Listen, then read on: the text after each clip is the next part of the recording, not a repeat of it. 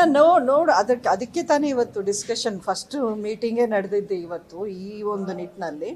ಖಂಡಿತ ಮುಂದಿನ ದಿನಗಳಲ್ಲಿ ಪಾರ್ಟಿ ಜೊತೆಲಿ ಚರ್ಚೆ ಮಾಡಿ ಇನ್ನು ಹೈಕಮಾಂಡ್ ಜೊತೆಲೂ ಮಾತನಾಡೋ ಒಂದು ಅವಕಾಶ ಇದೆ. ಅವರು ಯಾವ ರೀತಿ ನಾನು ಈ ಮುಂದಿನ ಹೆಜ್ಜೆಗಳು ಹಾಕಬೇಕು ಅನ್ನೋದು ಒಂದು ಡೈರೆಕ್ಷನ್ ನನಗೂ ಬರುತ್ತಲ್ಲ ಪಾರ್ಟಿ ಹೈಕಮಾಂಡಿಂದ ಅಥವಾ ಸ್ಟೇಟ್ ಲೀಡರ್ಶಿಪ್ಪಿಂದ, ಅದರಂತೆ ನಾನು ನಡ್ಕೋತೀನಿ. ಅಲ್ಲ, ನಾನು ಪರ್ಟಿಕ್ಯುಲರ್ಲಿ ಬರೀ ಚುನಾವಣಾ ರಾಜಕಾರಣ ಅನ್ನೋದು ನಾನು ಮಾತಾಡೋಕ್ಕೆ ಇಷ್ಟಪಡಲ್ಲ. ಬಟ್ ಖಂಡಿತ ರಾಜಕಾರಣಕ್ಕೆ ನನ್ನ ವಿರೋಧ ಅಂತೂ ಏನಿಲ್ಲ.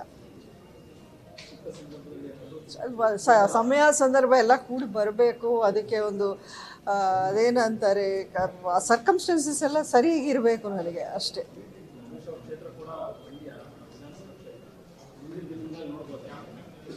ಇಲ್ಲ, ಆ ರೀತಿ ಯಾವುದೊಂದು ಪರ್ಟಿಕ್ಯುಲರ್ ಕ್ಷೇತ್ರ ಅಂತನೋ ಅಷ್ಟು ಮಟ್ಟಕ್ಕೆ ನಾವು ಮಾತಾಡಿಲ್ಲ. ಈಗ ಜನರಲ್ ಡಿಸ್ಕಷನ್ ನಡೆದಿದೆ ಪಕ್ಷ ಸಂಘಟನೆ ಬಗ್ಗೆ.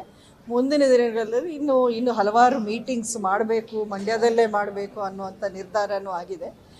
ಸೊ ಖಂಡಿತ ಫಸ್ಟು ಗ್ರಾಸ್ ರೂಟಿಂದ ಪಕ್ಷವನ್ನು ಯಾವ ರೀತಿ ಬಿಲ್ಡ್ ಮಾಡಬೇಕು ಅನ್ನೋದ್ರ ಬಗ್ಗೆ ನಾವೆಲ್ಲರೂ ಒಂದು ಕಾಳಜಿ ತಗೊಂಡು ಮಾಡ್ತೀವಿ.